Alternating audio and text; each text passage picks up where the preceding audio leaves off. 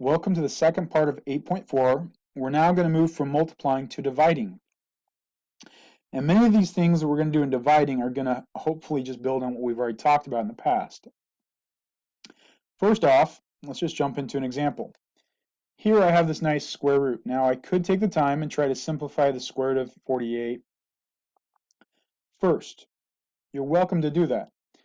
But remember that the square root of a fraction is the square root of the top over the square root of the bottom.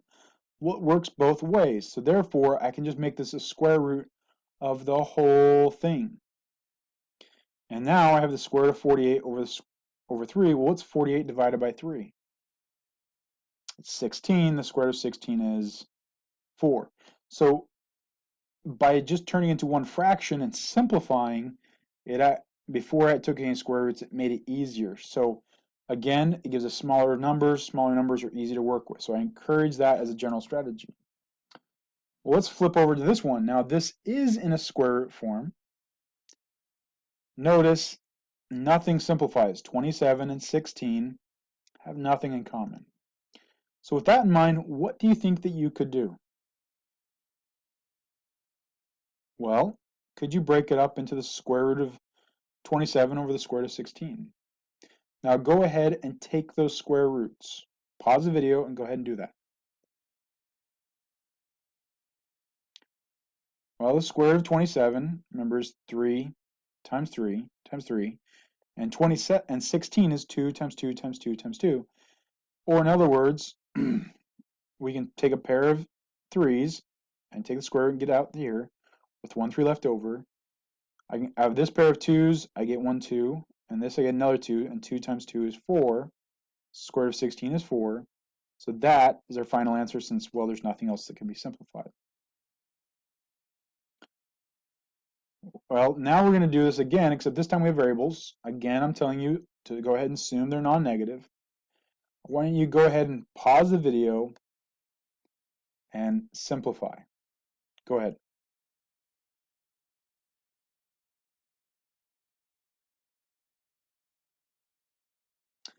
Well, as you do that, hopefully the first thing you can do is say, well, what if I make it one big square root? Can I reduce anything? Well, 54 divided by 6 is going to give you 9. A cubed, well, there's nothing else. And b to the 5th divided by, remember, you subtract the exponents. 5 minus 7 is negative 2. I don't really like having negative exponents. So let me change it to positive exponents by just moving this part. It's the only thing that has negative exponents down. Now with that in mind, can you break it up into the two separate square roots? Yeah. All right, so if you didn't get to this point in time, I want you to pause the video and finish doing it at this point in time. If you did, well, hopefully you recognize that you have 9 times the square root of a squared times a, and the square root of b squared, which is 3a, because I get an a from the a squared, and b squared, the square root of that's just b, and this a is the only thing that's left over, and just like that, that's my final answer. So this whole simplifying process is really about using a lot of our exponent rules back and forth over and over again, just now when we have square roots, because remember, square roots are just a fractional exponent, or rational, if you prefer that term. All right, so let's move on to something called rationalizing the denominator. What this means is I want my denominator to be an integer or fraction. I do not want any square roots in them, because a radical is not a rational number. It cannot be written as a fraction. So let's just look at this as an example. I'm going to assume that all my variables are non-negative. If we assume that all the variables are non-negative, what do I need to change this away from? So remember, the only thing I can do to a fraction is multiply it by something. So what can I multiply this by in order to change this to no longer be a square root? Well, if you stop and think about it, what if I multiply by the square root of 7 over 7y over square root of 7y? Because notice, first, I'm only multiplying by 1. That's not changing the value.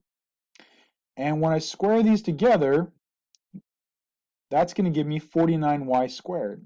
Again, I'm multiplying the top. I get 14xy. And notice, what's 49y squared? The square root of that is going to be 7y. And by that, this is with the whole purpose. I have no more square roots in my denominator. So we're multiplying it by something in order to get it to be not a square root. And usually the best thing to do, if it's a monomial, if it's just one term, is you can go ahead and multiply by itself, because any square root times itself will always make a square root go away. Well, that's nice, but what happens if I now have a binomial? So why don't you go ahead and pause the video and try to think, what can I multiply this by to get rid of that square root?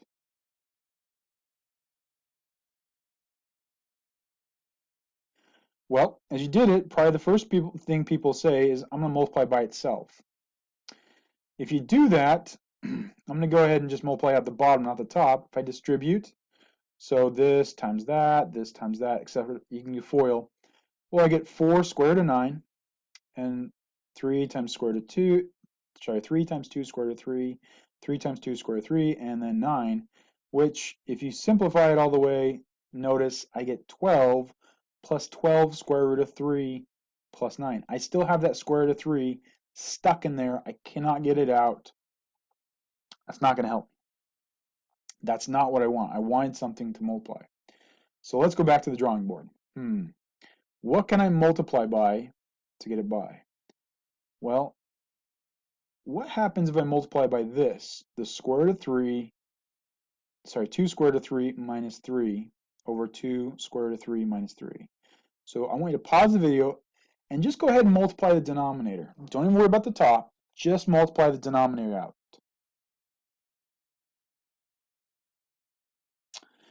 Welcome back. As you did that, again, I'm just going to rewrite it. I'm just going to focus on the bottom. So if I multiply it out, this, again, that's going to turn into 9. And this is going to give me 6 square root of 3, and this will give me minus 6 square root of 3 minus 9, which, notice, with the very next step, those middle terms cancel. And look, I'm left with something with absolutely no no square roots in them. And that's exactly what we want. We want no square roots in the denominator. So we're just trying to get rid of them. And the only way to do that is to multiply by something. Well, I'm going to go ahead and finish this because I need to finish simplifying. Well, 12 minus 9 happens to give you 3. 12 minus 9. And then I can cancel because 18 divided by 3 is 6. So I just multiply that out and I get 12 square root of 3 plus 18. So this actually can be written as just this simpler form. That's much, much simpler, all because of using rationalized denominator. Now this leads to something known as a conjugate. Now the technical definition of a conjugate of a binomial is a binomial whose root is the opposite. Now if you're like, okay, what's that mean? Well, let's just do an example. If I have A plus B, so I have something plus something else, its conjugate is exactly the same, except I change it from plus to minus. So with that in mind, if I have A minus B, what's its conjugate? Well, that'd be A plus B. And the reason this turns out to be important is in order to rationalize the denominator of square roots, the optimal thing is to multiply by conjugates, because conjugates slowly get rid of square roots. They don't always get rid of every square root, but if you have binomials, it will make it go away quickly. But make sure that you multiply it out. Don't just try to do some shortcut that someone taught you, because people usually make an arithmetic error and assume that it's correct because they're just assuming that their rule is working, and they didn't memorize it perfectly. So just always write it down and always multiply it out, because if it doesn't work, go back and double check that you multiplied in the first place. So with that in mind, let's just jump into this last example. I want you to rationalize the denominator of this thing. I'm using the term simplify because that's what we want. We never want to leave something with radicals in our denominator. So I want you to go ahead and simplify that by rationalizing the denominator. Go ahead.